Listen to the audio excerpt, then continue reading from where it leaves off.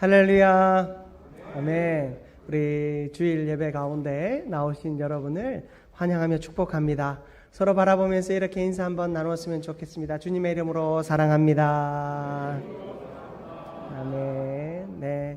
우리 안에 하나님께서 베풀어 주시는 은혜와 은총이 그리고 사랑이 가득한 공동체 되기를 주님의 이름으로 축복합니다.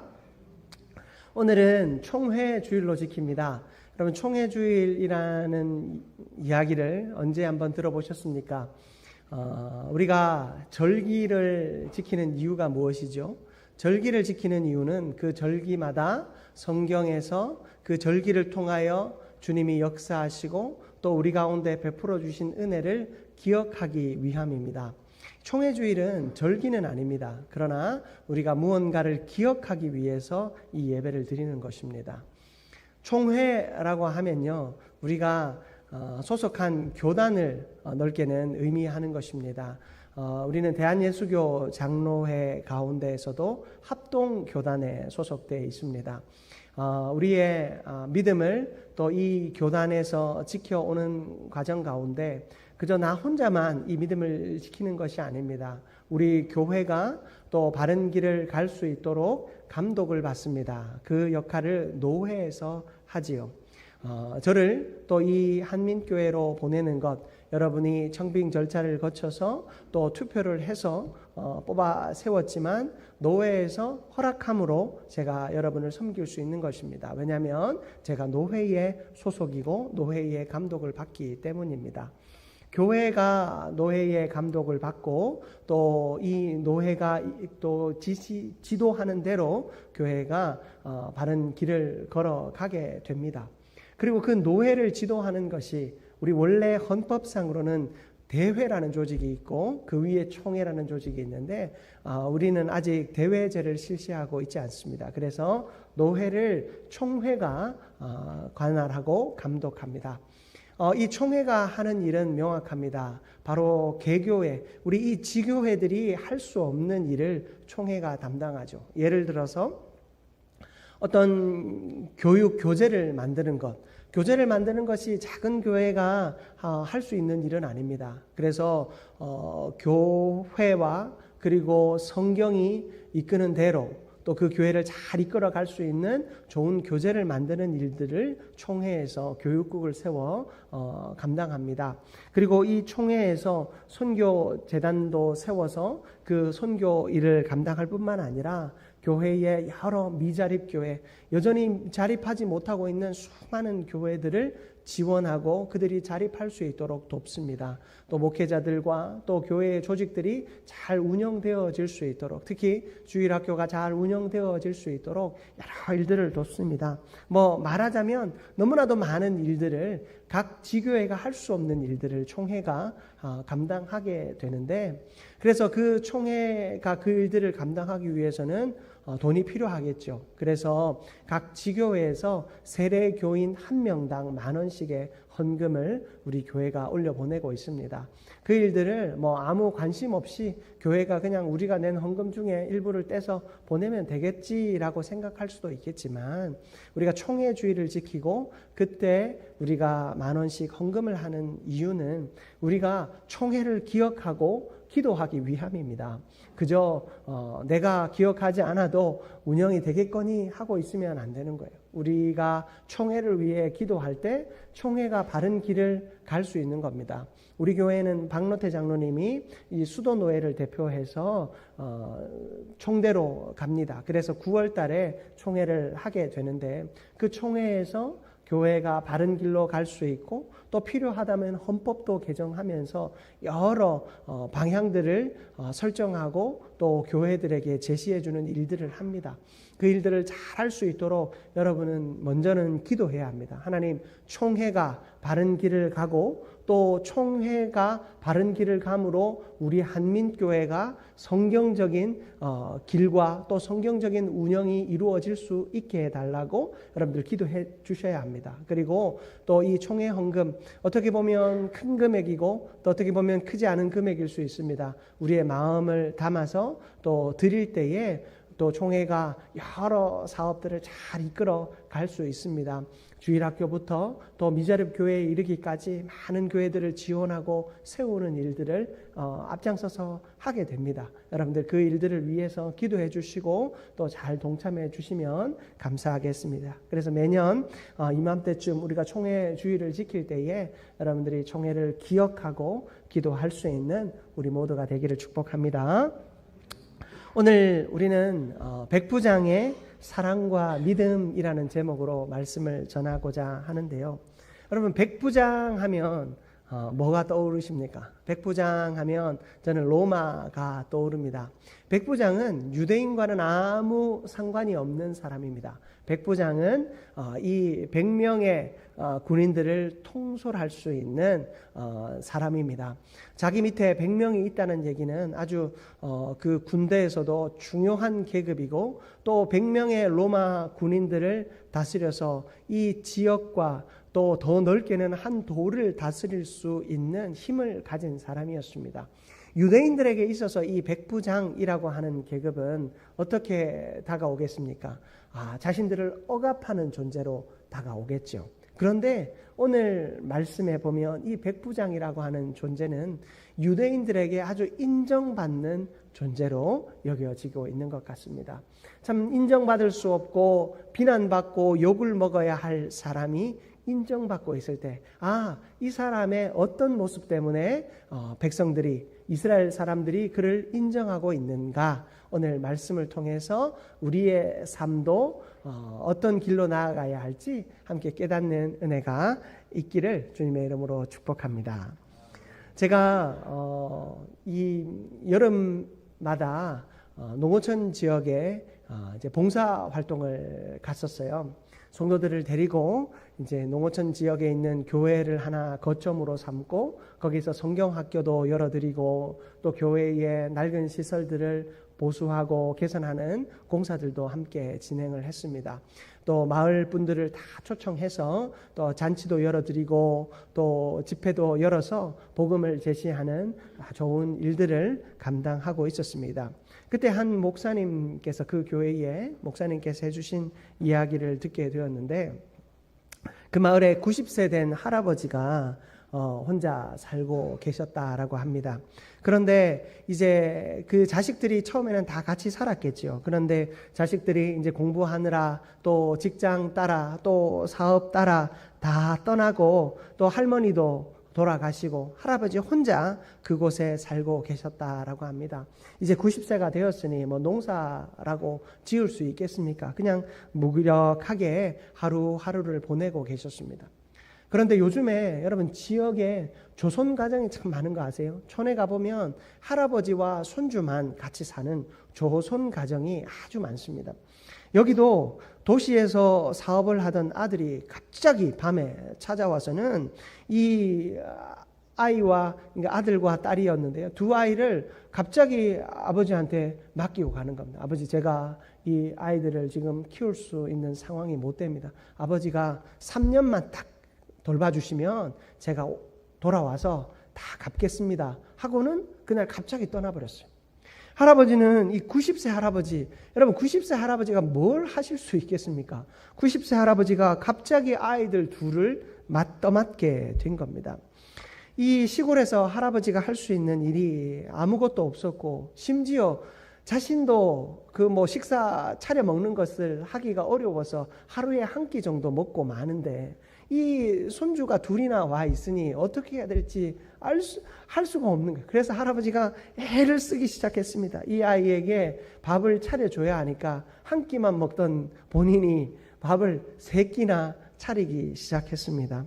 이 자식들, 그래도 손주들 따뜻한 방에 재우고 또 뭐라도 먹이려고 땔감들을 다 가지고 와서 뭐 아궁이에 뗐는지 뭐 어떻게 했는지 모르겠지만 땔감도 해오기 시작하고 그리고 집 앞에 밭에다가 채소도 하나 둘 심기 시작하셨대요.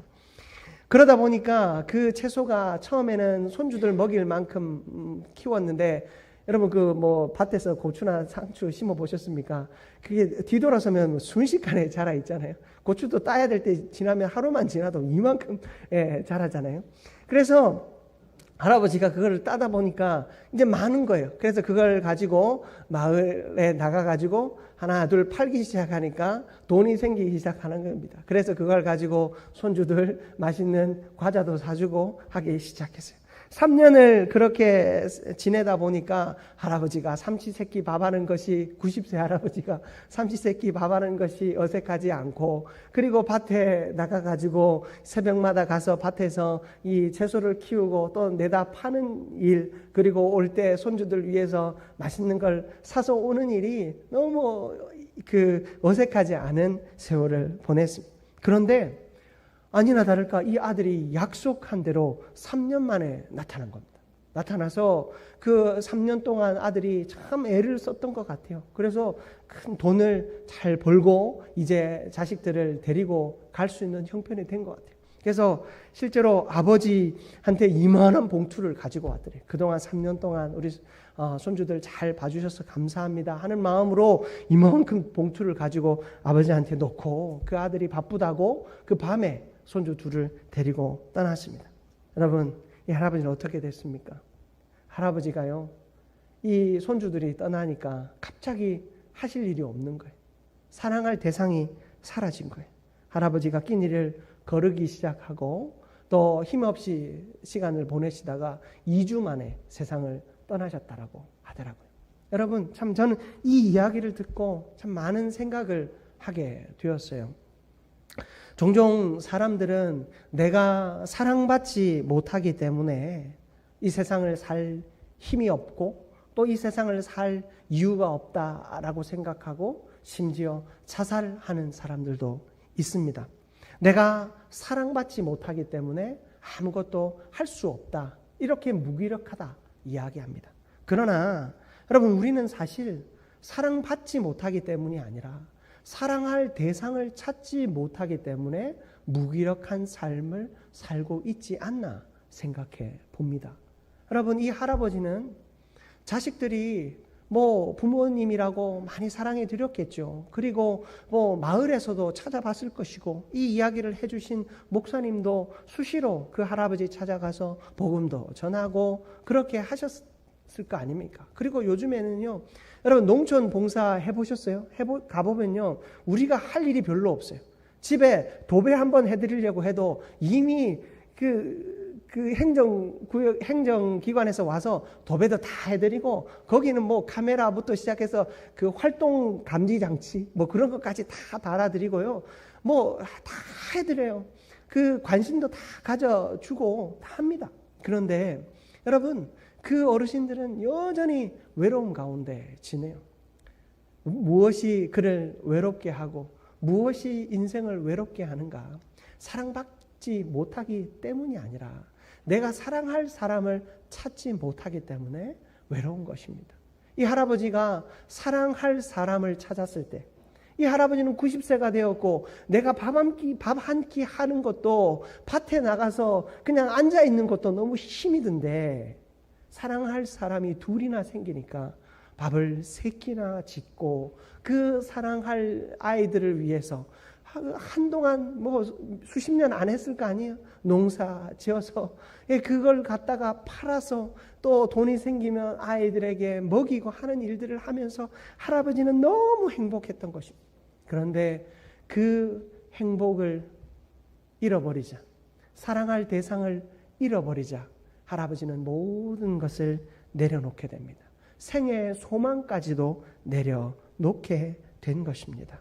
사랑하는 성도 여러분, 내가 누군가를 깊이 사랑할 수만 있다면, 내가 누군가를 깊이 사랑할 수만 있다면 우리는 이 인생 살아갈 맛이 있으리라 믿습니다. 여러분, 우리는 그러므로 하나님 안에서 사랑할 사람을 찾아야 돼요. 이 백부장이라고 하는 사람은 어땠습니까? 백부장이라고 하는 사람은 자신이 사랑할 사람이 누군지 알았어요. 로마의 군인들은요, 이스라엘 백성들을 향해서 억압의 대상으로 삼았습니다. 어떻게든 저 사람들을 잘 괴롭혀서 잘 구워 삶아서 로마에 세금 잘 바치게 하고 로마의 통치를 잘 따르게 하고 내가 맡은 구역에서 사고 안 치게 하는 거, 여러분, 그것이 그들의 최고의 목표였을 겁니다. 그래서 그들은 그들을 폭력으로 압제했습니다. 그러나 이 백부장은 달랐습니다. 이 백부장은 그 사람들을 향하여 사랑할 사람으로 생각했던 것 같습니다. 이 백부장이 그들을 얼마나 사랑하였는지 여러분, 본문 우리가 읽은 말씀 4절과 5절 말씀을 다시 한번 보시기 바랍니다. 4절과 5절 말씀. 백부장을 도와줘야 한다고 하니 예수님께서도 당황스럽지 않겠습니까? 그 당황하시는 예수님을 향해 사람들이 이렇게 얘기합니다. 우리 4절과 5절 같이 한번 봉독합니다. 이에 그들이 예수께 나와 간절히 구하여 이르되 이 일을 하시는 것이 이 사람에게는 합당하니이다. 그가 우리 민족을 사랑하고 우리 또한 우리를 위하여 회당을 지었나이다 하니. 여러분, 예수님을 향해서 이 사람들이 뭐라고 말하냐면, 예수님, 이 백부장만큼은 예수님이 이 청을 들어주셔야 됩니다. 이 백부장이 하는 말만큼은 예수님께서 관심을 가져주셔야 됩니다. 왜냐하면 이 사람들이 우리를 뭐 했다고요? 사랑했다고. 이 사람이 우리 민족을 사랑했다. 이 사람이 우리를 사랑하고 또 우리가 믿는 하나님을 존중했다는 거예요. 그래서 회당까지도 지어줬다라는 거예요. 웬만하면 회당에서 사람들을 쫓아내고 모이면 딴 생각하고 모이면 딴소리 하니까 이 사람들이 모이지 않게 하는 것이 로마 군인 백부장이 해야 할 일이었을 겁니다. 그런데 회당까지 지어주고, 쉽게 말해서 교회까지 지어주고 다 모여서 예배해라고, 너희들이 사랑하는 그 하나님께 예배해라고, 그렇게 그들을 향해 사랑하는 마음을 나타내 보여주었습니다. 여러분, 재밌는 것은요, 여기에 사랑이라고 하는 단어가 어떤 단어로 쓰여진 줄 아세요? 아가페라고 하는 단어로 쓰여져 있어요. 아가페는 뭔지 아시죠? 엄마가 자녀를 사랑하는 마음, 태에 품은 아이를 엄마가 사랑하는 그 마음이 아가페예요. 그 아가페의 사랑으로 이 백성들을 사랑했다라고 이야기하고 있어요. 성경은 아가페를요, 예수님을 향했습니다. 우리를 위해 십자가에 달려 죽으시는 그 예수님의 사랑을 아가페라고 하죠. 그런데 이 백부장은 이 이스라엘 백성들을 아가페의 사랑으로 사랑하였습니다. 마치 자기가 품은 아이처럼, 자기 뱃속에 낳을 아이처럼 사랑하는 그 사랑을 이 사람이 보여줬다라는 것입니다.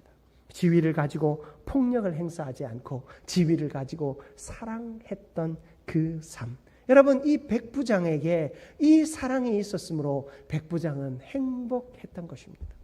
백부장의 사랑이 어디까지 임한 줄 아십니까? 자신의 종이 아팠대요. 그 자신의 종이 죽게 되었대요. 그래서 그는 예수님을 찾습니다. 예수님께서 오셔서 이 사람을 고쳐주기를 바랍니다. 여러분, 당시의 문화 너무나도 잘 아시죠? 그들에게 있어서 종이라고 하는 것은 그저 소유물, 재산이었습니다. 그 종이 병들어 죽게 되면 그냥 그 사람의 목숨이 다했으므로 버리면 됐습니다.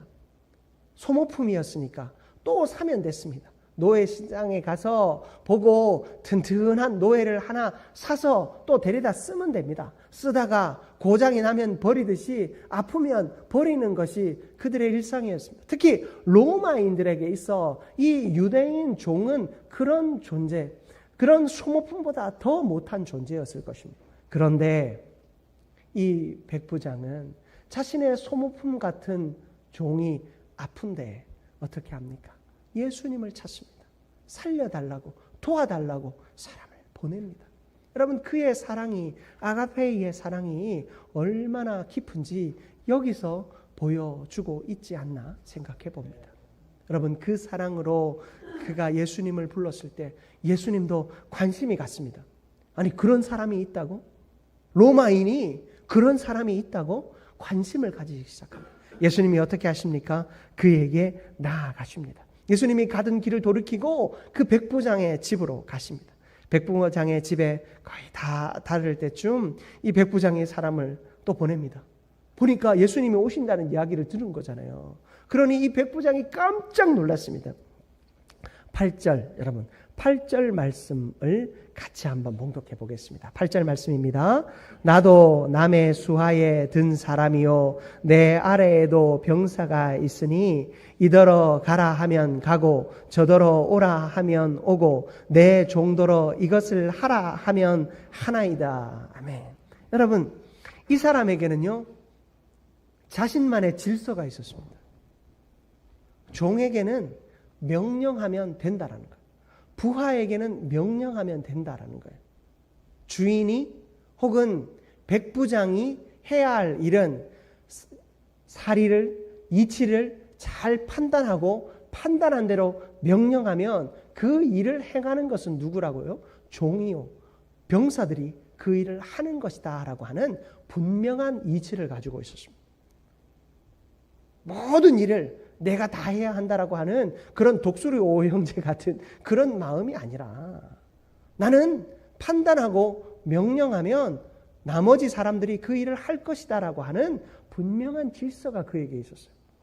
그의 이 삶의 질서는요, 또 직업 윤리 속에 가졌던 이 질서는 신앙생활 속에 그대로 녹아져 있었습니다.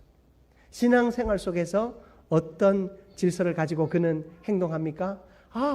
예수님께서 그 일을 감당하실 때에 예수님도 명령하시면 된다. 예수님이 오시지 않아도 된다라고 그는 생각하고 있었어요. 그런데 예수님이 오시면 자기는 너무 송구한 거예요. 예수님이 오실 필요가 없다라고 생각했어요. 그래서 예수님께 오시지 말고 말씀만 해달라라고 이야기한 것입니다. 여러분, 이 백부장에게는요, 분명한 영적인 질서, 바르게 세워진 영적인 질서가 있었습니다. 여러분, 그것을 성경은 무엇이라 이야기하냐면 믿음이라고 이야기하는 것입니다. 여러분, 우리의 믿음은요, 그저 맹목적인 것이 아닙니다. 우리의 믿음은 하나님께서 세우신 영적인 질서 속에서 이루어지는 것입니다.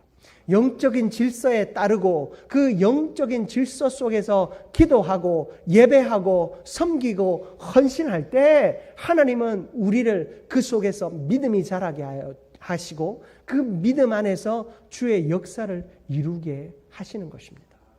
백부장의 믿음은 바로 이러한 영적인 질서 속에서 나타나고 있었던 것입니다. 예수님을 향해 부르짖으면 응답하실 것이다 라고 하는 믿음이 있었습니다. 예수님께 아뢰면 예수님이 일하실 것이다 라는 믿음이 그에게 있었습니다. 자꾸 다른 방법 찾지 않았습니다. 그 어떤 선을 넘나드는 그런 행동하지 않았습니다. 그는 항상 믿음 안에서 질서 속에서 역사하시는 하느님을 향한 신뢰가 있었던 것입니다. 사랑하는 성도 여러분, 우리 가운데 이런 백부장의 믿음이 있기를 축복합니다. 하나님께 부르짖으면 하나님이 응답하시고 하나님께 아뢰면 하나님이 역사하여 주실 줄 믿습니다. 여러분, 그 믿음이 우리 가운데 있어야 합니다. 하나님께 기도할 때 응답하시고 역사하시는 그 믿음이 우리를 살아나게 하고 우리 교회를 살아나게 하고 우리의 공동체를 살아나게 할 줄 믿습니다. 그리고 우리의 가정을 살아나게 할 줄 믿습니다. 여러분, 그런 믿음이 있는 저와 여러분들 되시기를 축복합니다. 그리고 그 믿음 속에서 백부장은 무엇을 실천하며 살았습니까? 사랑을 실천하며 살았던 것입니다. 여러분, 믿음 있는 자는 누구에게 사랑받기 위해 애쓰지 않습니다. 누군가를 사랑하기 위해 애씁니다. 여러분, 예수님은 끊임없이 모든 것을 내어주시기까지 사랑하기 위해 이 땅 가운데 오셨습니다. 여러분, 그 예수님께서 우리를 사랑하신 그 사랑, 바로 이 백부장이 실천하고 있었던 것입니다. 여러분, 우리는 사랑할 사람을 찾아야 합니다. 한번 서로 바라보시기 바랍니다. 한번 돌아보십시오. 내가 사랑할 사람이 여기 있지 않습니까? 네? 내가 사랑할 사람이 여기 있지 않습니까? 한번 고백해 보십시다. 옆에 있는 분에게 이렇게 한번 고백해 보겠습니다. 제가 사랑해야 할 사람이 바로 당신입니다. 아멘. 여러분, 우리가 사랑해야 할 사람이 바로 여기 있습니다. 날 사랑해 줄 사람이 없나? 여기저기 아무리 다녀봐야 여러분 찾지 못합니다. 내가 누군가를 사랑할 때 여러분 내 안에 생명이 살아나고 능력이 살아나고 은혜가 회복될 줄 믿습니다. 여러분 우리가 백부장처럼 이렇게 서로 사랑하고 또한 하나님이 세워주신 이 영적인 질서 속에 믿음 잘 지켜서 교회를 아름답게 세워가는 저와 여러분들 되시기를 주님의 이름으로 축복합니다. 아멘. 사랑과 은혜가 충만하신 하나님 아버지 너무나도 감사합니다. 하나님 백부장은 영적인 질서를 지키는 사람이었습니다. 하나님 우리도 하나님 안에서 영적인 질서를 지켜가게 하여 주옵소서. 내가 믿음 있다고 내 마음대로 하지 않게 하여 주시고 믿음 있는 자일수록 더 예수님 바라보게 하여 주시고 그 예수님께서 행하시는 그 일들에 순종할 수 있는 우리가 되게 하여 주옵소서. 또한 많은 사람들 중에 내가 사랑받기 위해 서 있는 것이 아니라 사랑하기 위해 서게 하여 주옵소서. 내가 사랑할 사람이 바로 여기 있음을 깨닫고 서로 사랑하며 우리 교회와 가정과 우리의 공동체를 세워가는 모두가 되게 하여 주옵소서. 모든 것 주께 맡겨드리며 감사합니다. 예수 그리스도의 이름으로 축복하며 기도드립니다. 아멘.